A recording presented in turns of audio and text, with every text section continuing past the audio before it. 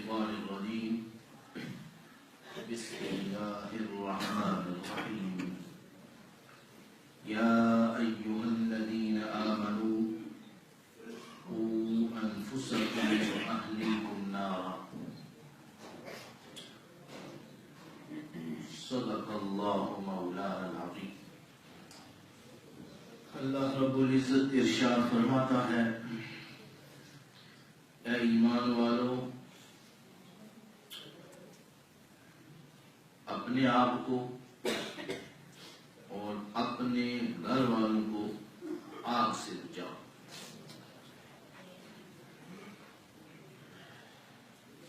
اس آیت مبارکہ میں اللہ رب العزت نے پہلی بات تو یہ ہے کہ اہل ایمان کو خطاب فرمایا۔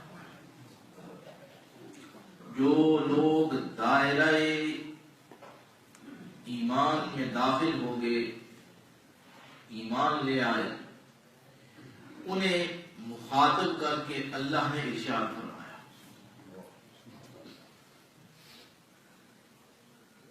اے ایمان والو۔ ایمان دار آدمی اس وقت ہوتا ہے جب کلمہ پڑھتا ہے، اور کلمہ پڑھنے کے بعد انسان جنت میں تو داخل ہو جائے گا، لیکن اس کی بداعمالیاں جو ہیں اس کی وجہ سے اللہ سے شاید دوسری طرف لے جائے۔ اللہ تعالیٰ حفظ و امان میں رکھے۔ تو اللہ نے ارشاد فرمایا اے ایمان والو، یعنی ایمان تمہارا ہے، تم ایماندار ہو، ایمان تم نے قبول کیا، مومن بن گئے، لیکن اب تمہیں یہ حکم دیا ہے کہ کوئی ایسا کام نہ کرنا جس کی وجہ سے تمہیں آگ میں جانا پڑے۔ قوا انفسکم، سب سے پہلے تمہاری اپنے آپ کی ذمہ داری ہے۔ سب سے پہلے قوا انفسکم، تم نے اپنے آپ کو آگ سے بچانا ہے، یہ تمہاری اپنی ذمہ داری ہے۔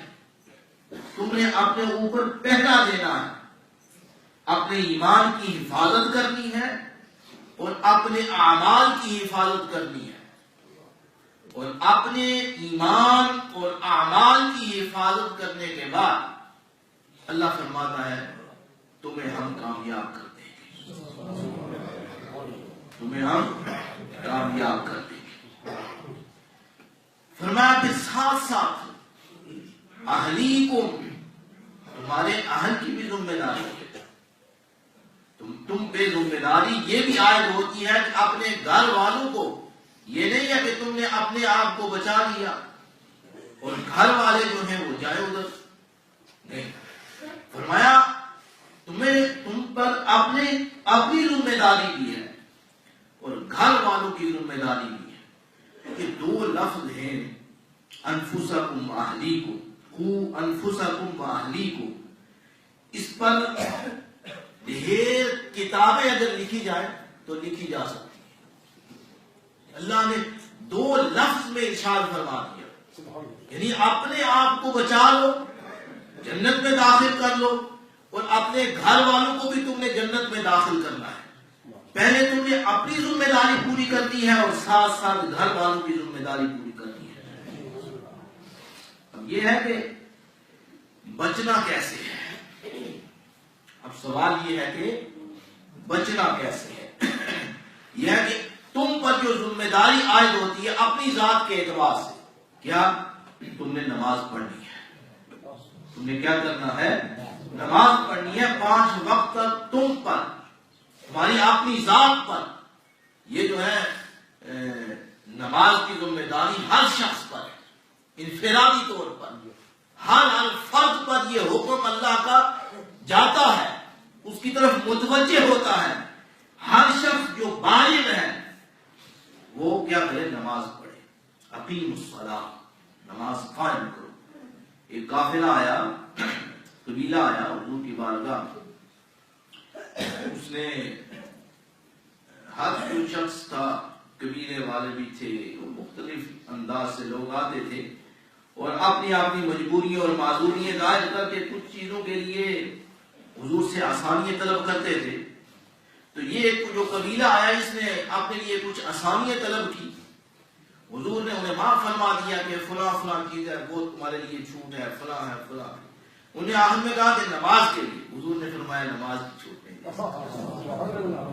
فرمایا نماز کی چھوٹ. جس دین میں نماز نہ ہو، اس لیے عماد الدین کہتے ہیں اسے کہ دین کا ستون ہے، یہ دین کا یہ ستون ہے. اگر ستون کو گرا دیا جائے تو چھت کس چیز پہ کھڑا ہوگا؟ نیچے چھت کھڑا ہے ستون پر. اگر ستون کو ڈھا دیا گیا، ہٹا دیا گیا، ختم کر دیا گیا تو چھت کس چیز پہ کھڑا ہوگا؟ باقی جتنے بھی اعمال تم کرتے رہو، سب سے پہلا عمل ایمان دار ہونے کے بعد، ایمان کے بعد یہ نماز کی فرائض کی، نماز کو ادا کرنا یہ ہر شخص پر فرض ہے. کوئی شخص یہ نہیں کہہ رہا ٹھیک ہے تو تیری ذمہ داری ہے تو پڑھ لے، ٹھیک ہے میری اپنی ذمہ نہیں. ہر شخص اقیم الصلاۃ، انفرادی طور پر ہر شخص کی طرف یہ حکم اللہ کا متوجہ ہوتا ہے کہ نماز ادا کرو، اقیم الصلاۃ. تو 5 وقت کی تم نے نماز ادا کرنی ہے، یہ تمہاری اپنی ذمہ داری ہے. اور پھر یہ ساتھ ساتھ تمہارے گھر والوں تم پر عائد ہوتا ہے کہ گھر والوں کو نماز پڑھاؤ. حضور علیہ الصلوۃ والسلام اپنی ازواج مطہرات کو صبح کے وقت آواز دیا کرتے تھے، اٹھو اٹھو، اللہ کی بارگاہ میں سجدہ دو، موت آ رہی ہے. اور موت اپنی ساری توانائیوں کے ساتھ اور سارے اپنے عذاب جو جس بات میں جو ہونے والا ہے، فرمایا اس کے ساتھ موت تمہاری طرف آ رہی ہے. اٹھو، اللہ کی بارگاہ میں نمازیں پڑھو، اللہ کی بارگاہ میں سجدے دو صبح کے وقت. تو یہ گھر والوں کی ذمہ داری ہے. گھر والوں کو یہ ذمہ داری صرف یہ نہیں ہے کہ ان کو کھانا ہی کھلاؤ، دینی تعلیم دینا یہ بھی تمہاری ذمہ داری ہے.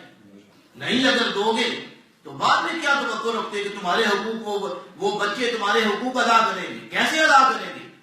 اب تمہاری ذمہ داری ہے کہ ان بچوں کے حقوق تم ادا کرو.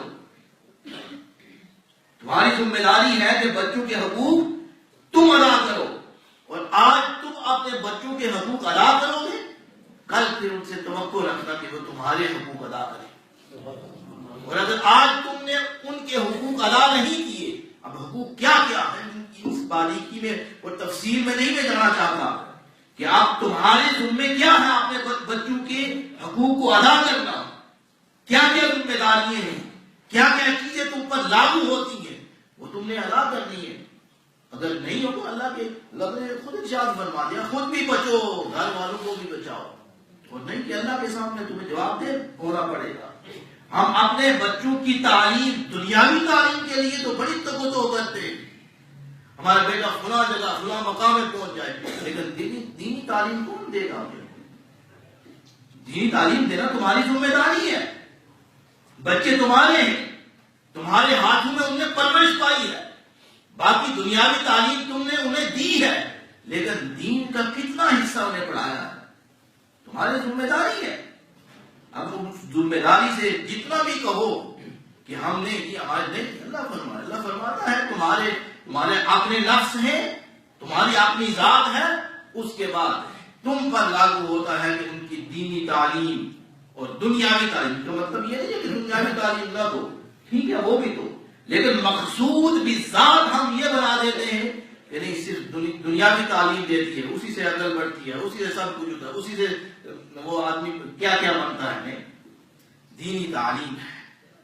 اور دینی تعلیم یہ دو گے تو یہ ساتھ جنت میں لے کر جائے گی، جنت تک جائے گی، موت کے بعد قائم رہے گی، موت کے بعد تک رہے گی. لیکن دنیاوی تعلیم صرف تمہارے ہوش و حواس قائم تک، بس اس کے بعد یہ تعلیم کچھ بھی نہیں دے سکتی. یہ اس تعلیم کا کیا کرو گے؟ یہ صرف تعلیم تمہیں دنیاوی سمجھ بوجھ تو دے سکتی ہے، لیکن تمہیں اللہ نے تمہیں ذمہ داریاں تم پر عائد کی ہیں، ان سے تم بری و ذمہ نہیں ہو سکتے. لہذا تم اپنے بچوں کی خود اپنی تعلیم، یہ بات بھی ہے، اپنی تعلیم کا کیا کرو؟ اب خود تم نے تعلیم سیکھی ہے، نماز پڑھنی ہے، نماز کے فرائض ہیں، شرائط ہیں، واجبات ہیں، سیکھیں۔ اگر نہیں سیکھے اس کی فکر کریں، سیکھ لیں، آج سیکھ لیں، کوئی مسئلہ نہیں۔ بڑا ہونا یہ تعلیم کے لیے معنی نہیں ہے، تعلیم حاصل کرنے کے لیے معنی نہیں ہے کہ یہ میں بڑا ہو گیا ہوں یہ تعلیم نہیں، ٹھیک ہے، اللہ رب العزت ساری پچھلی معاف فرما دیتا ہے۔ اپنی فکر کریں، اپنی بھی فکر کریں، اور یہ آیت مبارکہ تمہیں یہ غور و فکر کرنے، یہ آیت مبارکہ تمہیں غور و فکر کی طرف لے جا رہی ہے کہ اپنی غور و فکر کرو کہ کل کیا ہونے والا ہے۔ صرف یہ بات کل کیا ہونے والا ہے یہ سننے والی بات ہے، دیکھنے والی بات ہے، ہم دیکھ لیں کہ کل کیا ہوگا، لیکن اس سے پہلے اپنی ذمہ داریاں پوری کر لیں، اپنی ذمہ داریاں پوری کر لیں۔ فرمایا یا ایھا الذین آمنو، اے ایمان والو، قوا انفسکم، اپنے آپ کو بچا لو، اپنے آپ کو بچا لو، کیا اپنے حقوق ادا کرو، نماز 5 وقت وہ پڑھو، یہ تمہارا حق بنتا ہے، اگر تمہارے پاس مال ہے تو اس کی زکوٰۃ ادا کرو، دیگر فرائض ہیں، جو فرائض تمہارے ذمے ہیں، فرمایا اس کو پورا کرو، شریعت پر عمل کرو، خود بھی ادب سیکھو اور اپنے گھر والوں کو بھی ادب سکھاؤ، اور اس طریقہ سے چل کر، خود بھی چل کر اور گھر والوں کو بھی چلا کر تم آگ سے بچ سکتے ہو، تم آگ سے بچ سکتے ہو۔ پھر اس کے ساتھ ساتھ یہ انسان کی خود اپنے بس کی بات نہیں ہوتی، بعض دفعہ یہ ہوتا ہے کہ آدمی کہتا ہے کہ میں تو بہت اس کی تربیت کی ہے، وہ خود نہیں مانا، نہیں، خود کوشش کرو، کوشش کرنے کے بعد اللہ پر بھروسہ کرو، اللہ پر بھروسہ کرو، اللہ سے دعا کرو۔ کیا اللہ تعالیٰ قرآن مجید میں فرمایا وَأَصْلِحْ لِي فِي ذُرِّيَّتِي، باری تعالیٰ ہماری اولاد میں اصلاح فرما دے، ہماری اولاد کی قرآن مجید کیا ہے ہمارا میری اولاد کی اصلاح فرما، یہ بھی تمہاری ذمہ داری ہے، تربیت دینا بھی تمہاری ذمہ داری ہے، اور اس کے بعد پھر اللہ کی بارگاہ میں دعا کرنا یہ بھی تمہاری ذمہ داری ہے، اور پھر جب تم اس عہدے سے بری ذمہ ہو جاؤ گے پھر اولاد کی باری آتی ہے، جیسی جیسی تم نے اس اولاد کی تربیت کی ہے، اب اس کے بعد پھر اسے توقع رکھو کہ جیسے میں نے اس کی تربیت کی ہے اسی طرح مجھے نتیجہ ملے گا۔ دینی تعلیم کے لیے اگر تم نے توقع کی ہے، کوشش کی ہے، پھر دینی نقطۂ نظر سے وہ تمہاری خدمت کرے گا، دینی نقطۂ نظر سے جو حقوق اس بچوں پر عائد ہوتے ہیں ان کی ذمہ داری پوری کرے گا، اور اگر تم نے اس کو دینی تعلیم نہ کروائی، تمہارے حقوق جو ہیں، والد کے حقوق جو ہیں، اولاد کے ذمہ جو والدین کے حقوق ہیں وہ اسی وقت بھی وہ پورا کرے گا جب تم نے اس کی تعلیم دلائی ہوگی، تم نے کوشش کی ہوگی۔ اگر تم نے کوشش نہیں، اس کو تو پتہ ہی نہیں ہے، جب اس سے پوچھا جائے گا تو وہ تو یہی کہے گا میرے والدین نے مجھے تو تعلیم یہ دی نہیں ہے، تو پھر وہ خود بھی پکڑا جائے گا، تم بھی پکڑے جاؤ گے۔ لہٰذا اپنے حقوق یہ نہیں کہیں کہ فلاں حقوق ادا کریں، فلاں حقوق ادا کریں، نہیں، پہلے اپنی ذمہ داری ہے، ہم اپنا حقوق ادا کریں گے، دوسرے کے خود بخود حقوق ادا ہوتے جائیں گے۔ تو فرمایا کہ اپنے حقوق ادا کرو، قوا انفسکم، اس کے بعد تم جب حقوق ادا کرو گے تم نے اپنے آپ کو آگ سے بچا لیا، وَأَهْلِيكُمْ، اور پھر تم نے اپنے اہل کو بھی بچا لیا۔ ایک اور مقام میں اللہ رب العزت نے ارشاد فرمایا یا ایھا الذین آمنوا، اے ایمان والو، یہ بھی خطاب ایمان والوں کو ہے، اے ایمان والو لا تلہکم اموالکم ولا اولادکم عن ذکر اللہ، یہ بڑے صاف الفاظ ہیں، فرمایا تمہارے مال اور تمہاری اولاد ایسا نہ ہو کہ ہمارے ذکر سے تمہیں غافل کر دے، تمہارے مال اور تمہاری اولاد دونوں کا ذکر فرمایا۔ مفسرین اکرام فرماتے ہیں کہ ان دونوں کا ذکر کیوں فرمایا، باقی چیزوں کا ذکر کیوں نہیں فرمایا؟ فرمایا دل کے اندر بسنے والی یہ دو چیزیں ہیں، دل ان سے زیادہ محبت کرتا ہے. ایک تو مال سے محبت کرتا ہے، ہر انسان بخوبی جانتا ہے مال سے کتنی محبت ہوتی ہے، اس کی ممانعت نہیں، اس کی مال سے محبت کرنے کی ممانعت نہیں، صرف اتنی بات ہے کہ اللہ کا ذکر اس سے تمہیں غافل نہ کر دے، اللہ کے ذکر سے تمہیں غافل نہ کر دے. فرمایا لا تلہکم اموالکم، فرمایا مفسرین اکرام نے ان دونوں کا ذکر فرمایا، مال کا اور اولاد کا. فرمایا دل کے اندر بسنے والی یہ دو چیزیں، ان سے انسان زیادہ محبت کرتا ہے.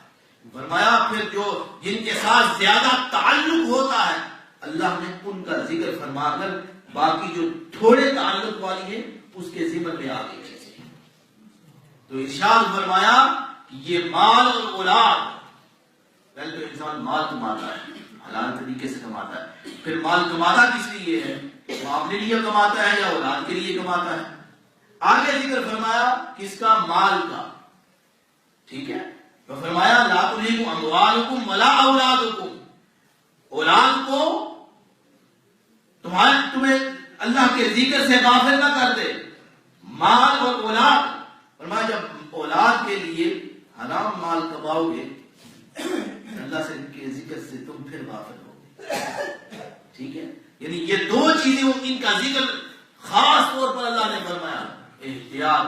فرمایا اللہ کا ذکر نہ کرے، اللہ کا ذکر ہوگا تو پھر کوئی بات نہیں. یہ ہماری ذمہ داری ہے، ہم نے یہ حق تمہیں دیا ہے کہ تم مال کماؤ اپنے لیے، اپنے بیوی بچوں کے لیے، لیکن اللہ کا ذکر، نمازیں تمہاری نہ چھوٹیں، روزے تمہارے نہ چھوٹیں، حقوق باقی جو ہیں وہ سلب نہ ہو. یعنی اللہ کا ذکر درمیان میں رہے، جس طرح اللہ نے حکم دیا ہے اس طرح رہے تو پھر کوئی بات نہیں ہے. اللہ رب العزت عمل کرنے کی توفیق.